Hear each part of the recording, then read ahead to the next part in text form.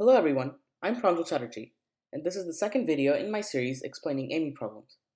In this video, I'll be talking about problems involving complex numbers and polynomials, and ways that they can be solved. I encourage you throughout the video to pause the video and try to solve the problems or prove the proofs yourself. Let's start with the problem. There's a complex number z with imaginary part 164 and a positive integer n, such that z by z plus n equals 4i. Find n. Before we can start this problem, we need to know what a complex number is, and we need to know what an imaginary part is. So, what is a complex number? A complex number is a number in the form a plus bi, where I is equal to the square root of -1. A is called the real part, and b is the imaginary part. Polynomials can have real or non-real roots, where a non-real root is a complex number. Examples of arithmetic with complex numbers is a plus bi plus c plus di equals a plus c plus b plus di, where we add up the non-real parts and the real parts. Also, a plus bi times c plus di equals ac plus bdi squared plus ad plus bci by basic multiplication, which is equal to ac minus bd plus ad plus bci, where we simplified I squared to -1. Coming back to the problem, we see that we can solve the problem pretty quickly by substituting in a plus bi for z. By doing that, we get a plus bi over a plus n plus bi equals 4i. And multiplying both sides by a plus n plus bi, we get a plus bi equals 4i a plus n minus 4b. Now, since we know that the real part of a complex number has to equal the real part of another complex number if both complex numbers are equal, and same with the imaginary parts, we can equate a to -4b and b to 4a plus n. Since we know b is equal to 164, we get a is equal to -656 and 4a plus n equals 164. Or, by dividing both sides by 4, we get -656 plus n equals 41, or n equals 697. Let's try to solve another problem. The equation z to the 6 plus z cubed plus 1 has one complex root with argument theta between 90 degrees and 180 degrees in the complex plane. Determine the degree measure of theta. Before we can solve the problem, we need to know what an argument is and how to get the roots of any polynomial that are complex. An interesting thing we can do with complex numbers is graph them on the complex number plane, where the real axis is the x-axis and the imaginary axis is the y-axis. From this, something pops up, an alternate form, which is r times cos theta plus I sine theta, where r is the distance from the origin to the complex number, and theta is the angle between the x-axis and the line connecting the origin to the complex number. Another formula that's really important is Euler's formula, which is e to the I theta equals cos theta plus I sine theta. So, r times e to the I theta equals a plus bi. A nice equation that can be proved from this formula is e to the pi I plus 1 equals 0. An important theorem that comes out from Euler's formula is de Moivre's theorem, which states cos theta plus I sine theta to the nth power equals cos n theta plus I sine n theta. We can prove this by substituting in e to the I theta for this. We get e to the I theta to the nth power equals e to the I to the n theta, which is the same as cos n theta plus I sine n theta. And we have our proof. Also, another proof that is really important is the roots of z to the n equals cos theta plus I sine theta are z equals e to the I to the theta plus 2 pi k by n, where k equals 0, 1, 2, continued, n minus 2, and n minus 1, but not n. We can solve this by getting e to the I theta for cos theta plus I sine theta. However, theta can also be theta plus 2 pi or theta plus 4 pi. So we can just substitute in theta plus 2 pi k. And we get z to the n equals that. Taking the nth root of both sides, we get z equals e to the I to the theta plus 2 pi k over n. Another important concept with complex roots are the roots of unity, which are the roots of the polynomial p of z equals z to the n minus 1. If we graph all of these roots on the complex plane, there's a really nice symmetry that pops out. The first root is always z equals 1, which is just here. But the other roots are equally spaced around the circle with radius 1. Finally, we can solve this problem. Plugging a as z cubed, we get a squared plus a plus 1. And this is just equal to a cubed minus 1 over a minus 1. And plugging in z cubed again, we get z to the 9 minus 1 over z cubed minus 1. So the roots of our polynomial are the roots of this function. But the roots of this function are the ninth roots of unity that are not the third roots of unity. So if we graph it, we get the third roots of unity as this, and the ninth roots of unity, something like this. And the root that we want between 90 and 180 degrees is this one, which is 2 pi times 4 by 9, or 8 pi by 9. And the degree measure conversion is 160 degrees. Let's go on to polynomials. For a polynomial, p of x equals an x to the n plus an minus 1 x to the n minus 1 plus continued plus a1x plus a0, if we divide p of x by another polynomial d of x, we get p of x equals d of x times the quotient of x plus the remainder of x, like a normal division. A way of dividing a polynomial by a factor in the form x minus a is called synthetic division. First, we start by putting the a in the top left corner. Then, we put all of the coefficients of the polynomial, in this case p of x, at the top. Then, we start. So, we move the first term down, and then we multiply that term by a. Then, we add the two terms on that column, and we do the same by multiplying. And we continue that till the end. Then, the first n minus 1 terms are the next polynomial, the quotient polynomial, and the last one is the remainder. From this equation, two new theorems pop out.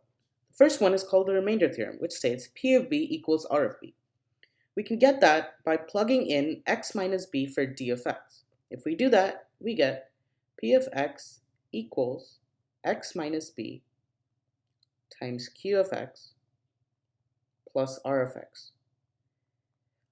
For x equals b, this reduces to p of b equals r of b, because the x minus b term equals 0.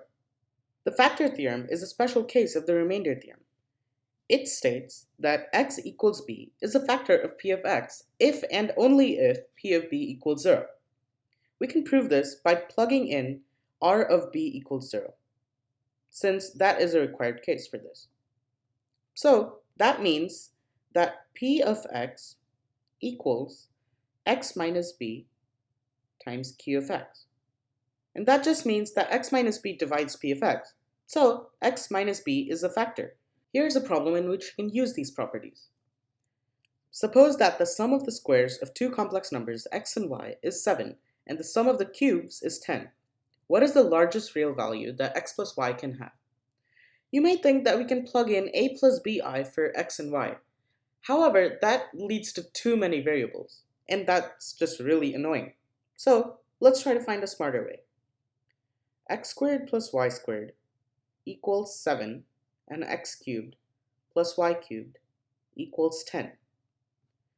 We see that x cubed and y cubed are only a degree larger than x squared and y squared. So let's multiply the first equation by x plus y.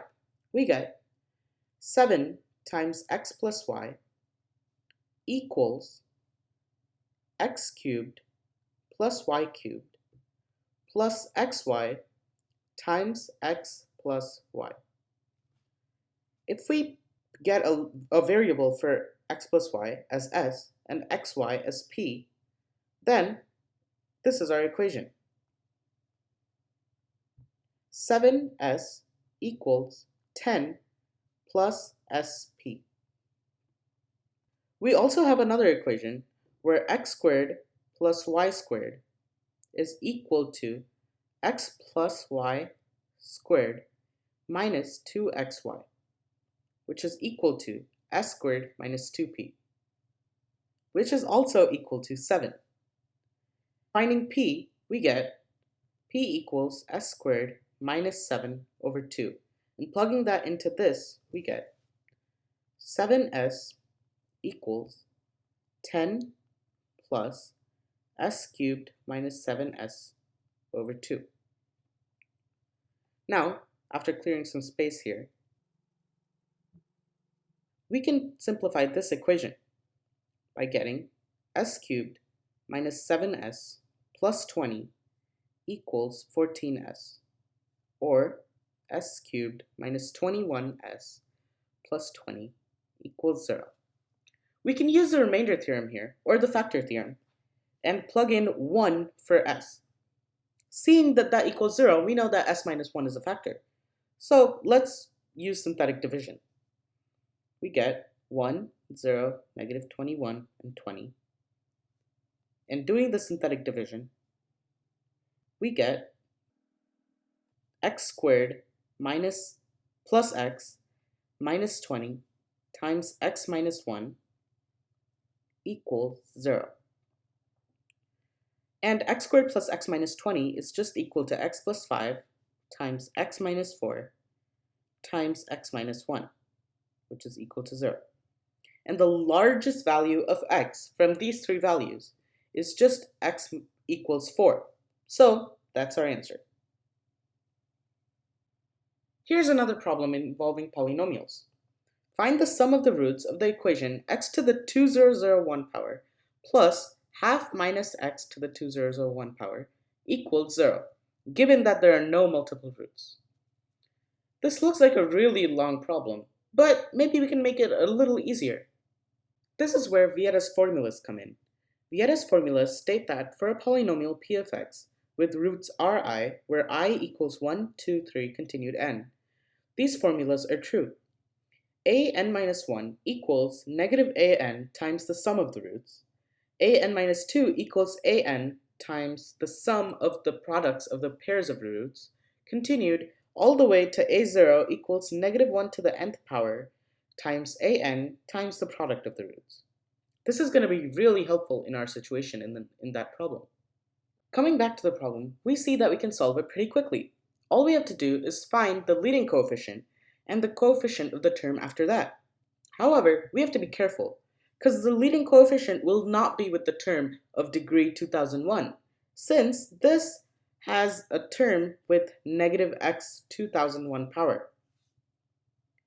And that cancels the x to the 2001. So let's try to find the coefficients of x to the 2000 and x to the 1999. To start, let's expand out half minus x to the 2001 a little bit. So we see that to get a term with 2000 for the degree, we need to choose 2000 factors from these 2001 factors, or we can just leave out one factor. There's exactly 2001 ways of leaving out a factor, and we have to divide that by 2 to get the leading coefficient because we're multiplying by half. To get the coefficient of the next term, we do something similar. We have to leave out 2 terms. So it's 2001 times 2000. But we overcounted since there's exactly 2 ways to get a pair. So we have to divide that by 2 and divide that by 4 since we're multiplying by half twice. This is going to be a negative term. Now all we have to do is divide this term by this term and find the negative of that to get the sum. And for the answer, we get 500. Here's the last problem, ending with complex numbers and demonstrating a really nice symmetry. Let z1, z2, z3, continued, z12 be the 12 zeros of the polynomial z to the 12th minus 2 to the 36th power. For each z, let wz be one of zj or izj.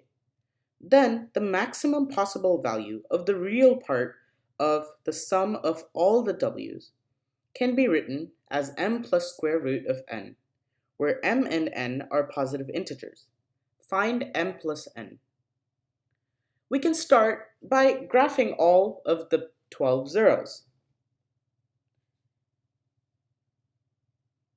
If we do that, z1 is going to be on the real axis, the positive real axis, and all of the other ones will be spaced equally around. So let's do that. Now, what happens if we multiply a complex number, by I? Let's take an example of a plus bi. Multiplying by I, we get ai minus b. And this turns out to be a rotation of 90 degrees counterclockwise.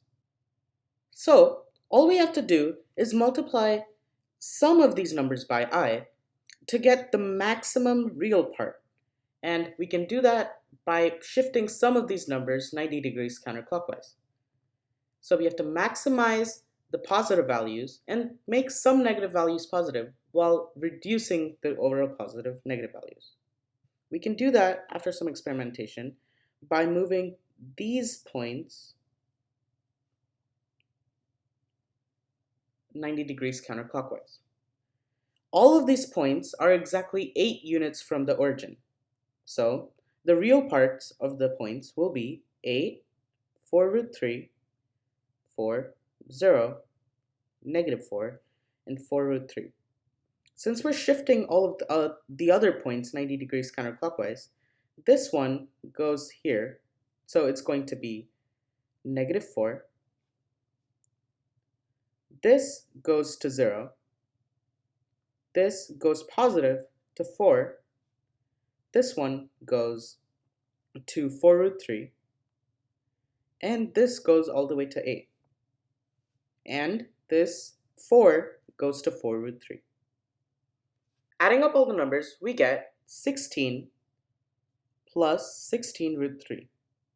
Moving the 16 inside the square root, since it has to be m plus square root n, we get 16 plus square root of 16 squared times 3, or 16 plus square root of 768.